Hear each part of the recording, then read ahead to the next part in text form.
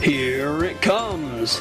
From the 444RR Studios in Maryland, it's The Talk Is Right, the only youcast with game shows, magic, and more. And now, here's the star of The Talk Is Right, 444RR. Alright, everybody, it's Friday, August 30th, and it's time for the next episode of The Talk Is Right. And we got a lot of information to cover in this episode, especially game show news. So we're going to get right into that. I'm really, really excited. And as you know, we always start our game show news segment with the Price is Right news. Season 42 will start, let me get the date up, in just a couple weeks, actually. Season 42 will start in September on the 23rd. We'll start September 23rd, and that's going to be really, really exciting. And as you know, the set is going to be changing, and Mike Richards talked about all the set changes that Price is Right was going to have on the Random Show. If you've never seen the Random Show, definitely go check it out. It's they upload all the episodes to the Price is Right YouTube account, and Mike Richards and Beth, this lady Beth, does a show in the bungalow over at Price is Right, in their office. They call it the bungalow. And they talk about price news, let's make a deal news, pop culture, television, game shows, really cool. And Mike Richards talked about in this last episode of the Random Show all the set changes that the Price is Right is going to have during season 42. And the first set change, as you know, is going to be the turntable. The turntable is going to change. The floor is no longer carpet on the turntable. It's going to be a glass floor that's like a light, kind of like a deep blue color. It looks really, really good, and pictures have been surfacing of that they at Price is Right gave out to certain websites. So it's very exciting. The thing looks really good. And also there's new showcase podiums too. They're kind of a throwback to the Bob Barker showcase podiums because they have the same kind of shape, the Goodson Todman asterisk, so on it, it's really cool. And also the big doors have changed. The big doors are now going to be the same shape and the same square design with the silver in each square, but the border around it is now going to be green and silver trimmed. So that looks really good. And then on top of the doors, where it used to be gray and have some kind of design like a burst or stars or something like that, it's not going to be that anymore. It's going to be the same deep blue color that's going to be on the turntable. So that's kind of exciting. And a set change that not very many people know about that Mike Richards talked about on the Random Show was they're trying to get a new graphics package approved for this season.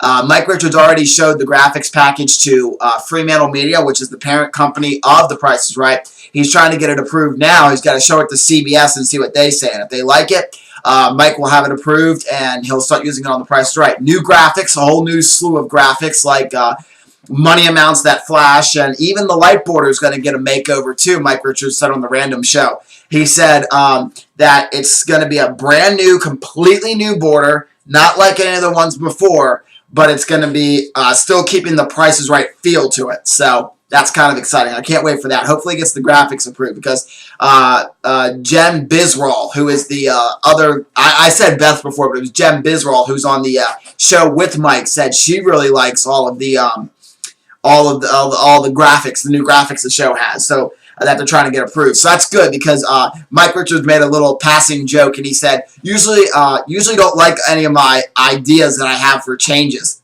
Glad somebody does, because Mike Richards has some terrible ideas sometimes. But some of the changes he's made has been pretty good. And another Price is Right news too that I think I've talked about, but I'm gonna just talk about it again. My nose is like really itching for some reason.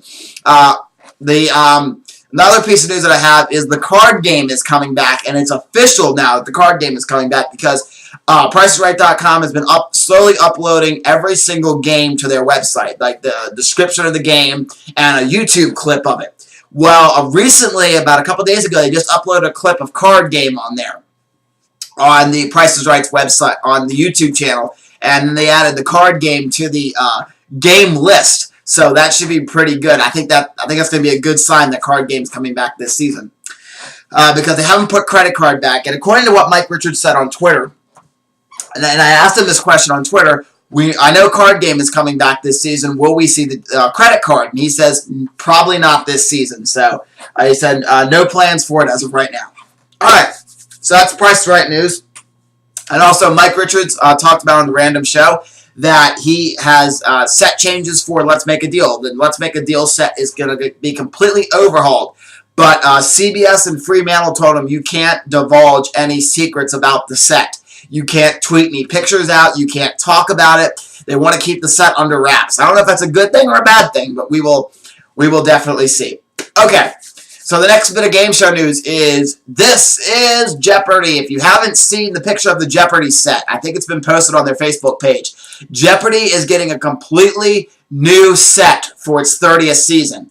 The set retains the same color curtain backdrop, are getting several new structures to fill in some of the blank spaces. And I think it looks really, really good. I think the logo's changed a little bit too, just a little bit, but Alex Trebek's podium's changed a little bit too. So it looks really, really sleek and really, really good. They use a lot of browns and a lot of borders and stuff, so it looks really, really good. I can't wait for the new Jeopardy set to see it on TV. I don't know if I know when the new season starts. I think it might be the same week as The Price is Right. I'm not entirely sure. And as you know, Wheel of Fortune is getting a new wedge on the wheel. I talked about that in the last Talk is Right, so definitely go listen to that if you haven't heard about the new wedge space. All right, and the final bit of game show news that we have. I'm really, really happy. Well, first of all, I don't think I've done a Talk is Right. I haven't done one since it started, but Family Game Night has started. It's season again, and the Family Game Night on the Hub. I love that game show, hosted by Emmy Award winner, Todd Newton, and they brought some new games to the mix, and I love the new games. I'm going to give a little review on some of the new games. They have Jenga, they have Barrel of Monkeys. One of the other new games that they haven't played yet is Monopoly Remix, and the last game that they had, there was 4 brand new ones this season. Oh my gosh, all the registers just went to 0. The lights are on, but nobody's home.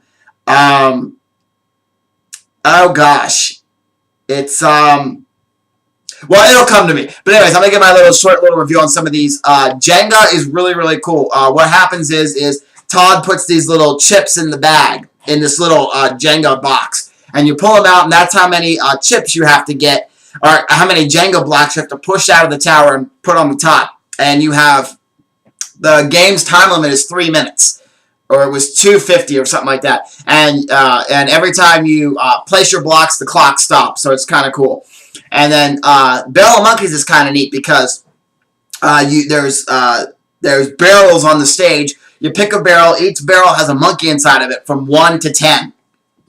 And you pull, and they let the monkeys go. Computer animated monkeys come up from the barrels on this big vine, and it counts how many monkeys are on there. And then you have a tree on the screen behind you, and you have to place the monkeys on the tree, and you have to place them in least amount of monkeys to the most amount of monkeys. And there's like 4 trees, so if you place, like if you get 1 monkey on your first one, that goes on the left, all the way on the left tree, and then if you get 3 on the next one, you have to make a choice. Do you want to put it on the second tree or the third tree? And you do that, and if you make a mistake, you lose the game unless you get an extra life. They haven't played Monopoly Remix yet, so we'll see what that one entails. And the other game, I know you're all going to post in the comments what it is. I can't think of it. My brain is not working with that. But the other game was really good, too. I liked it. Can't remember what it was, but I did like it. So, yeah, anyways, okay. And the final bit of game, we're going to move on because I am just drawing a complete blank on that. And the final bit of game show news. I'm really, really excited. I think this is a really, really great primetime game show, and I'm glad this has happened. NBC renews Hollywood Game Night for a 2nd season. What a great game show this is. Hosted by Glee's Jane Lynch.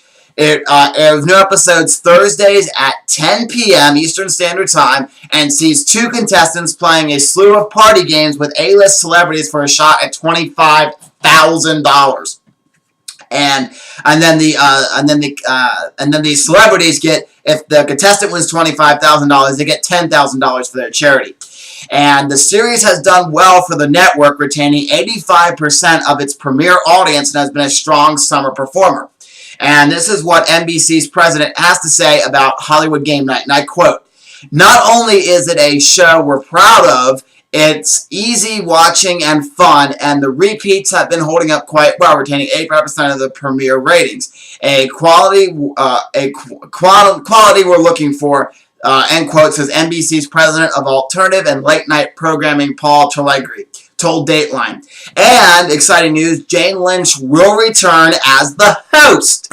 So she is a great game show host. I love her on Family Game Night. Yeah, she can be a little annoying at times with some of the things she does, but I definitely think that she's great, and she really can explain the games well, and just everything. And she's funny too. She's quick-witted, but that's what happens when you're a stand-up comedian. You're really quick-witted like that, and I like that. So I'm really excited for Hollywood Game Night to come back for a second season.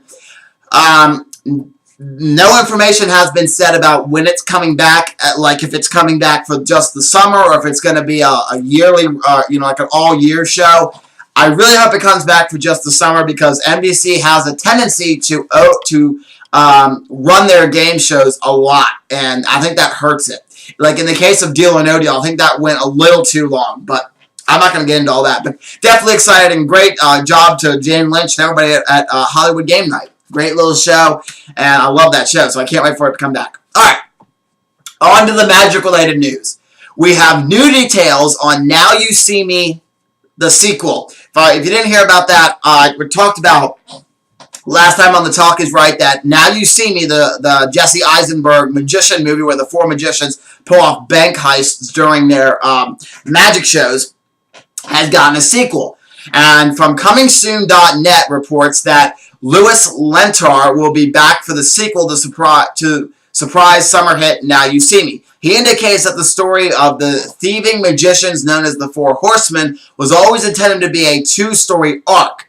They also report that the original cut of the film included a scene to set up a sequel, but it was cut before the theatrical release. It seems that this scene will be included on the home version of the Now You See Me DVD, which will be released next Tuesday, September 3rd. The sequel has not yet been written, so Letterman may actually do another film before continuing the story of the Four Horsemen. So there definitely is going to be a sequel, because I talked about last week that Lionsgate had signed off on a sequel and wants a sequel made. So I'm really, really excited about that. That was, I heard, an incredible movie. I haven't seen it yet, for shame on me, but I'm definitely going to see it when it comes out on DVD. I'll probably get it when it's on demand and check it out.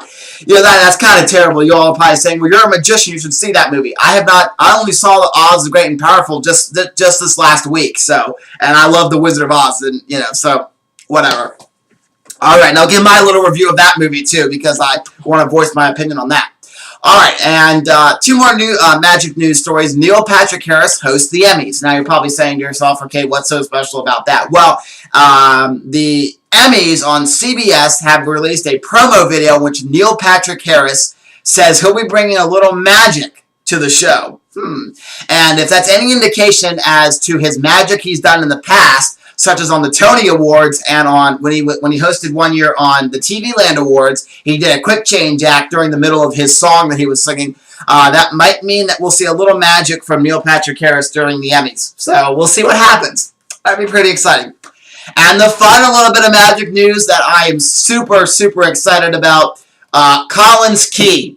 Collins Key did a trick on the first semifinal show this week on America's Got Talent, where he picked out a lady from the audience, and it matched these little balls that these celebrities, that the judges pulled out. And they all matched. Like, she had a short black dress on, and she had a short dress on, black hair, a polka dot cell phone case, just like what the judges pulled out of the bag. And this is what Howard Stern's exact quote was after Collins Key did his performance. Quote, "I didn't love it at all. You were trying to squeeze a big, long trick into 90 seconds and your delivery fell flat. There was a lot of confusion. You got to keep in mind you're at Radio City Music Hall. We're on television. There's a lot going on here, and that was a lot of waiting around." End quote. Well, during the results, Collins Key is now in the top 12. So I'm so excited. I think Collins Key is a really, really, really good magician. He needs to work on his stage presence, as some people have said online, But other than that, I think he's a really great magician, and he's the face of youth magic now. So that's really, really exciting. He's done some great tricks. Sure, his one trick wasn't very good last week, but he needs to step up his tricks a little bit and go really big for the top 12. And if he makes it into the finals, he needs to go really, really big for the finals as well. But congratulations to Collins Key. Everyone here at the 444RR Studios is backing you, Collins Key. We have you have our total support. So congratulations to you, Collins Key, and I hope you make it to the finals and win America's Got Talent. It's time for a magician to win this thing. Eric Diddleman, I said last year, should have won the whole darn thing, but he didn't make it through. So hopefully Collins Key will be our first magic winner on America's Got Talent. All right, and Oz the Great and Powerful, I'm going to give my little review on it. I know it's probably a couple months too late to be giving my review on this movie, but I just saw it. Coworker let me borrow it on Tuesday, and I finally watched it. I thought it was a terrible movie. I thought the effects were beautiful in it. I thought Oz was very colorful and beautiful, just like it should be. I thought all the scenery and the special effects were amazing, but the storyline itself was flat. I thought that Oz the Great and Powerful was not the hype that the promos, when you saw it on television and in the theaters, when you saw promos for it, had you hype up to believe it. I thought that the promos made it look bigger and better than it actually was. And with me being a huge Wizard of Oz fan, to me, Oz the Great and Powerful, there can't be a backstory because Dorothy dreamed up that land of Oz. It was all a dream to Dorothy. She didn't really go there, so there can't be a backstory to any of these characters unless they're told unless the backstory is told in the actual 1939 Wizard of Oz movie. There's just no way there can be a backstory to any of these characters. But that's my opinion, being a Wizard of Oz fan. And a couple things, being a Wizard of Oz fan, I found to be inaccurate to the actual movie, the 1939 movie. I'll give you one example. When the monkey and the wizard are walking down the yellow brick road, you see horses behind them, and that's supposed to be the horse of a different color ranch. Well, the wizard, or the doorman, the cabbie, says there's only one of the horse of a different color, and he's it. So how can there be a ranch? Makes no sense if there's only one horse of a different color. Makes no sense. But other than that, there's some other things like that just I didn't like in the movie because they're not accurate to the 1939 movie. But other than that, I thought the scenery was great. It would have been awesome to see in 3D. But other than that, I thought the storyline just kind of fell flat. So, don't try to remake any Wizard of Oz movies. Don't remake the 1939 movie. And definitely don't try to make sequels or prequels because they're going to fall flat. Because the original movie was the best. You can't top an original. So that is The Talk is Right for this week. Thank you guys so much for listening or watching, or both if you watch some of it and listen to some of it. Thank you guys for watching and listening, and I will see you next weekend for an all-new The Talk is Right. And, oh, by the way, one more little bit of magic news. Next week on America's Got Talent, Howard Stern's wild card. Ethan, I know I'm going to butcher their name, Tetney and Rami. I'm sure I butchered that name. But anyways, they're coming back next week to perform because they were Howard Stern's wild card pick. And in 2 weeks, Collins Key performs in the top 12. So definitely vote for Collins Key and make sure that you vote for him and use the hashtag Keepers. That is his hashtag that he likes to have in all of his videos. And go subscribe to Collins Key on YouTube because he does some really cool magic and he does new videos every Monday and Thursday. Monday and Thursday. Oh, boy. He does new videos and really cool. So, vote for Collins Key and America's Got Talent. Let them go all the way. Thank you guys for watching. I'll see you next week. Remember to help control the pet population. Have your pets spayed or neutered. Oh, before we end this video, one other thing. If you're still watching this all the way, I'm going to have a mini contest. Give me a closing for The Talk is Right. Something like help control the pet population, have your pet spayed or neutered. Some of the other ones I've done is help control the ghost population, always eat the big yellow balls. Or help control the zombie population, always do the Thriller dance. Something like that. Give me an ending for The Talk is Right. And whoever gives me the best ending, I'll give you 2 weeks to do this. Give me the best ending, and whoever has the best one will be the winner, and I'll use that at the end of The Talk is Right. Have a great week, everybody, and I'll see you next week for another Talk is Right. And don't forget to watch Magician 101 every Wednesday. Goodbye, everybody. This is the Zachman 18 speaking for The Talk is Right, a 444RR production.